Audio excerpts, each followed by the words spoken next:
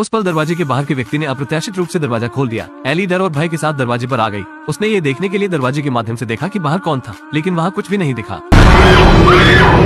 उसने मेज पर कैंची पकड़ ली और दरवाजे पर चाकू मारा। आखिरकार उसने बाहर के इंसान को डरा दिया। एली ने जल्दबाजी में दरवाजा बंद कर दिया। वो उस पल में घबरा गई थी। बड़ा बेटा अपने कमरे से बाहर आया जब वो अपनी माँ के कमरे के पास से गुजर रहा था, तो उसने अपनी माँ को अंदर चिल्लाते हुए सुना। जैसे ही वो अंदर जाने और पूछने वाला था, जब उसने अपने बेटे को चिल्लाते हुए सुना, तो एली कमरे से बाहर निकली और फिर बड़े बेटे के कमरे में आ गई। वो उससे पूछने वाली थी आखिर क्या हुआ, लेकिन बड़ा बेटा डर के कारण दरवाजा नहीं खोल रहा था। एली को दूसरी चाबी की तलाश के लिए नीचे जाना पड़ा और सुरक्षा के लिए एक चाकू को उठा लिया। जब उसने अपने बड़े बेटे का दरवाजा खोला, तो सबसे बड़े बेटे ने उसे बताया कि वो नहीं चिल्ला रहा था। एली जल्दी से अपने छोटे बेटे के कमरे में पहुंची। छोटे बेटे ने कहा कि वो नहीं जानता कि उसके भाई के साथ क्या हुआ। अचानक उसके कमरे में आ गया और उसे डरा दिया। एली को लगा कि घर बहुत अजीब है, इसलिए उसने पुलिस को बुलाया, लेकिन पुलिस ने पूरे घर की जांच करने के बाद उन्हें किसी दूसरे व्यक्ति का कोई निशान नहीं मिला। उन्होंने ये भी सोचा कि एली मानसिक रूप से बीमार थी, इसीलिए उसने पुलिस को बुलाया। जैसे ही पुलिस चली गई,